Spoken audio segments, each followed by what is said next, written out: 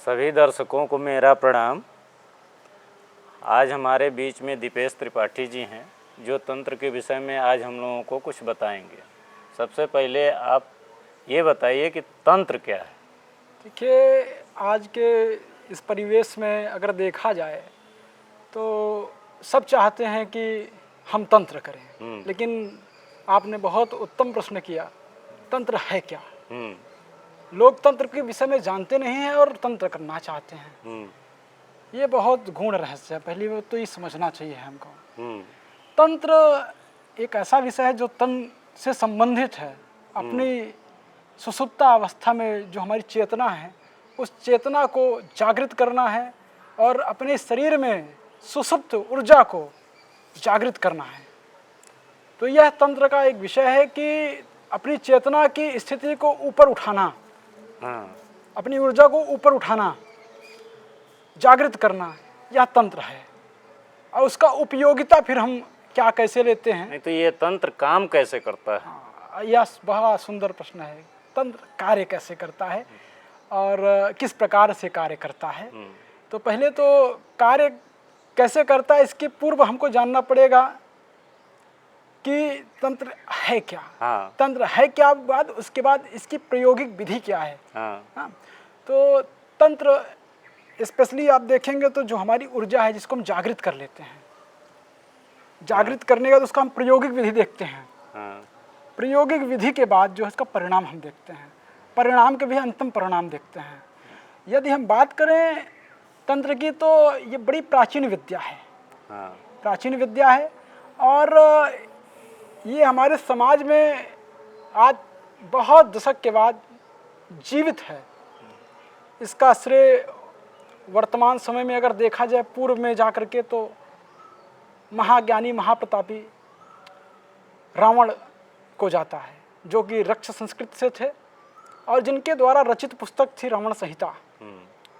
तो जो तंत्र बचा था वो रावण के कारण ही बचा। ये आप या कह दें कि हमारे समाज में जो वापस पुनः लौटा तो उसमें रावण का बहुत बड़ा योगदान था। हालांकि उसके हस्तलिखित रावण संहिता तो है नहीं, अपितु तो गुरु परंपरा के अनुसार कुछ चीज़ें ज्ञान में जो प्रकाश में आई समाज में वो आज भी जीवित है।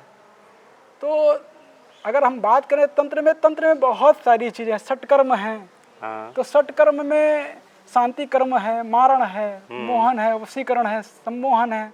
इस प्रकार से षटकर्म का वर्णन मिलता है। तो 6 क्रियाएं इसकी हैं और 6 क्रियाओं पे भी व्यक्ति कार्य करना चाहता है। तो अब कार्य की जो उसके बाद की प्रकल्प या विधि आती है, इसको हम कैसे लें उपयोग में। उपयोग की विधि आती है। उपयोग की विधि जो है बहुत ही सरल नहीं है। यद्यपि व्यक्ति आज के समय में आप जैसे देख रहे हैं कि हम क्षण भर में तंत्र का प्रयोग करें और परिणाम मिल जाए, ये संभव नहीं है। तो बताया तो यही जाता है कि क्षण भर में ही इसका असर प्राप्त हो जाएगा, असर होने लगेगा। देखिए क्या होता है ना कि तंत्र का एक जैसे अगर हम शांति पे हम कार्य कर रहे हैं, तंत्र के माध्यम से हम किसी को शांति देना चाह रहे हैं, तो उसकी जो प्रायोगिक विधि है वाम मार्गी तंत्र, जो हम आज के समय में जो तंत्र बचा हुआ है, तो हम पहले ये देखते हैं कि वो तंत्र कौन सा तंत्र है। वो दक्षिण मार्गी है या वाम मार्गी। तंत्र में भी कई विधियां हैं। विधि तो भिन्न है, लेकिन तंत्र के 2 रूपरेखा 2 प्रकार की है। एक तो दक्षिण मार्गी तंत्र है, एक वाम मार्गी तंत्र है। ये दक्षिण मार्गी क्या है और वाम मार्गी क्या है? आज के समय में जो प्रकाश में है ये वाम मार्गी तंत्र है अत्यधिक। जो भी नागा हैं, अघोरी हैं, साधु हैं, या हम कह दें कि जो भी तंत्र के उपासक हैं, वो वाम मार्गी तंत्र बचा ही है प्रकाश में। और उसी की संरचना और पांडुलिपियाँ आज भी समाज में प्रचलित हैं, चल रही हैं, लोगों हस्तलिखित गुरुओं के द्वारा, जो गुरु परंपरा से प्राप्त हुआ है। तो आपने कहा कि क्षण भर में परिवर्तन हो जाए, तो क्षण भर में परिवर्तन नहीं होता है। कोई चीज़ के पूर्व में हम अगर देखें तो बहुत परिश्रम होता है, अथक प्रयास होता है। और अपनी उस चेतना को जब हम अपनी ऊर्जा को हम जागृत कर लेते हैं, पहले तो हमको यह करना पड़ता है कि हम अपनी ऊर्जा को स्वतः जागृत करें, फिर उस प्रक्रिया में कूदेंगे जो हमारी स्वतः की ऊर्जा शक्ति जागृत हो जाएगी तो इसका समीकरण बना करके अन्य चीज़ों से हम उस परिणाम को प्रेषित करेंगे या प्राप्त कर सकते हैं। तो ये विधि है। तो अगर बात करें कि बात करते हैं समय कितना लगता है, कोई तांत्रिक प्रक्रिया अगर हम कोई कर रहा है तो कितना समय लग सकता है, या मुख्य विषय है। क्योंकि आजकल हम जानते हैं और हमारे दर्शक भी जानते हैं कि आजकल यूट्यूब में बहुत सारे ऐसे गुरु आ जाते हैं कि बस 11 मंत्र जपिए और परिणाम सामने आ जाएगा। और यदि यह उपाय कर देंगे तो तुरंत चमत्कार हो जाएगा, व्यक्ति वश में हो जाएगा, व्यक्ति को मार सकते हैं, व्यक्ति को मोहित कर सकते हैं, व्यक्ति को शांति कर सकते हैं, व्यक्ति को स्तंभित कर सकते हैं, व्यक्ति का विद्वेष करा सकते हैं, उच्चाटन करा सकते हैं।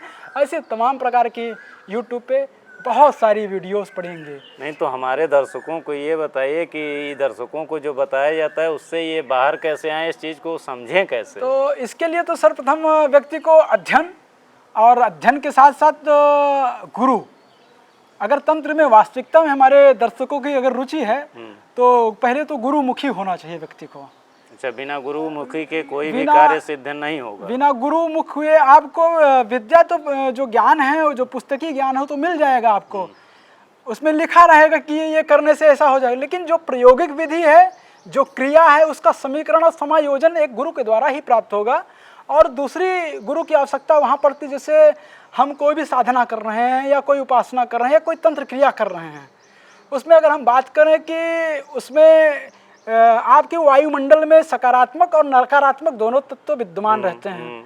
तो सकारात्मक तत्व की बोधता आप स्वतः नहीं कर सकते हैं, या नकारात्मक तत्व की बोधता आप स्वतः नहीं कर सकते हैं। जैसे कोई वस्तु है, आप उस कुर्सी पे बैठे हुए हैं और आपके साथ इर्द गिर्द वो घूम रही है, तो इसके लिए आपको गुरुमुखी होना आवश्यक है। गुरु बताएगा कि क्या सकारात्मक है, क्या नकारात्मक तत्व है, क्योंकि उसने अनुभव किया, उसको बोधता है इस चीज की। तो आपको बताएगा क्या सकारात्मक है, क्या नकारात्मक इस पक्ष है। तो आपको सकारात्मक शक्तियों के विषय में वो आपको जागृत अवस्था में लेके वो जाएगा। तो गुरु यहाँ आवश्यक होता है। एक छोटा सा सवाल ये भी है कि हम किस तरह के गुरु जी से मिले हैं? अब हाँ, यह भी बात तो बहुत वो है कि कहा गया है कि आजकल भारतीय परंपरा में कहा गया है, पानी पियो छान कर गुरु बनाओ जानकर। तो हम अगर अपने इष्ट की उपासना कर लें, जैसा कि कहा गया है, बिन हरि कृपा मिले नहीं संता, तो इसी प्रकार अगर गुरु की हम बात करें, संत की बात करें, तो हरि की जब कृपा होगी या आपकी इष्ट की जब कृपा हो जाएगी तो आपको गुरु की प्राप्ति हो जाएगी। और उसके पूर्व अगर आप चाहते हैं कि गुरु मिले, तो गुरु के लिए आपको पहले उपासना, आपकी इष्ट, आपकी साधना, आपकी पूजा, स्वतः प्रारंभिक पूजन आपको प्रक्रिया आपको करना पड़ेगा।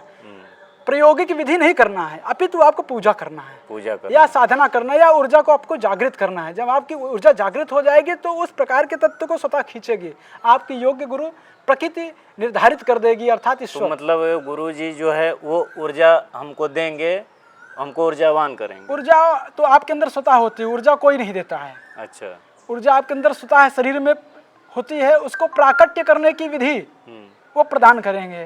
तो आपको अंधकार से गुरु, अर्थात आपको अंधकार से प्रकाशमय की ओर ले जाएगा। गुरु का परिभाषा अगर देखा जाए तो संत समाज में या पुस्तकों में मिलता है।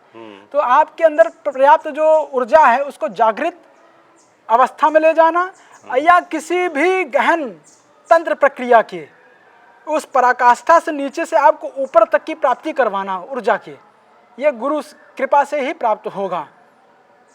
अच्छा, जिसको सिर्फ अपना काम कराना है, जो उसको तंत्र में नहीं जाना है, वो तंत्र नहीं करना चाहता है, तो सिर्फ काम कराना चाहता है, उसका क्या? देखिए, तो पहले तो हमको यह देखना चाहिए कि जो आजकल बहुत सारे तांत्रिक हैं, कुछ तो बहुत फर्जी हैं, वो कहते हैं कि 24 घंटे के अंदर काम तमाम।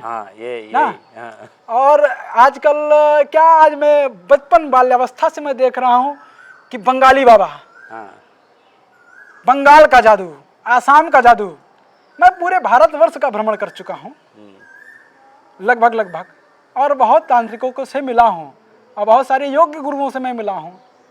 तो ऐसा कुछ नहीं होता है कि आपके अंदर 24 घंटे की सिद्धि कोई दे दे किसी कार्य के प्रति, ऐसा संभव नहीं है। क्यों? क्योंकि वो ऊर्जावान है नहीं, और जो ऊर्जावान है वो दिखाते नहीं हैं। तो ये तंत्र जो है विश्वास से भी कोई संबंध रखता है क्या? देखिए, विश्वास तो एक पराकाष्ठा है। किसी भी कार्य की स्थिति को सिद्धता के लिए विश्वास की तो अनिवार्यता होना अनिवार्य है। अगर व्यक्ति में विश्वास नहीं है तो अगर होपलेस है तो फिर वो कुछ नहीं कर सकता है, हो ही नहीं सकता है। तो तांत्रिक के अंदर भी आत्मविश्वास की भरपूर मात्रा में होना आवश्यक है और करवाने वाले के भी मन में विचार में होना आवश्यक है। लेकिन जब हम परख लें, जान लें कि ये योग्य हैं, हाँ। उस प्रक्रिया, उस विधा के ऊपर विश्वास करना है। कैसे जाने कि ये योग्य हैं? हाँ, कैसे जाने ये कि ये योग्य हैं? हाँ। इसके लिए व्यक्ति को अध्ययन की आवश्यकता है, स्वतः स्वाध्याय की आवश्यकता है। और तांत्रिकों में एक बहुत खास एक बात होती है, उनका जो आभामंडल होता है, जो तेज होता है, वो चमक, वो तेज, वो आँखों में ऊर्जा, वो उनके चिन्हित करते हैं कि ये ऊर्जावान हैं। और इस प्रकार से आप पहचान सकते हैं कि इस प्रकार से इस विधा से ये योग्य हैं। क्योंकि अच्छा, जो परंपरागत गुरु हैं उनके पास जाया जा सकता है। तो पहले तो हम यही कहेंगे कि तंत्र में अपना कार्य किसी से करवाने के लिए हमको योग्य गुरु की पहचान स्वतः करनी होगी, किसी के माध्यम नहीं करना चाहिए जी। ये आत्मबोध की बात है। हमको कुछ उसके लक्षण, कुछ योग्यता, कुछ आर्हता जो होती है तांत्रिक की, वो सही दिनचर्या में है कि नहीं है, पहले ये हमें देखना चाहिए। उसकी साधना प्रतिदिन की नियमित है कि नहीं है, यह देखना चाहिए। उसके बाद विशेष दिन की वो पूजा कर रहा है कि नहीं कर रहा है, यह हमें देखना चाहिए। यदि कोई व्यक्ति आडंबर रच रहा है 24 घंटा या 30 दिन, वो अपनी साधना को स्वतः नहीं दे रहा है और वो सिर्फ यूट्यूब बाबा बन जा रहा है, तो ऐसी स्थिति में व्यक्ति कार्य की सिद्धि नहीं करवा सकता। ये तो व्यक्ति की जागृति अवस्था की चीज़ें हैं ना, कि अगर तन में समस्त ऊर्जा अगर हम जागृत नहीं कर पा रहे हैं तो हम कैसे दूसरे का कार्य सिद्ध कर सकते हैं। सही है, आपने बहुत अच्छी बातें बताई हमारे दर्शकों को। और फिर अभी कुछ दिन के बाद हम फिर एक नया वीडियो बनवाएंगे आपके साथ और कुछ नई जानकारियों के साथ आएंगे। और यहाँ आने के लिए आपका बहुत बहुत धन्यवाद, साधुवाद। धन्यवाद।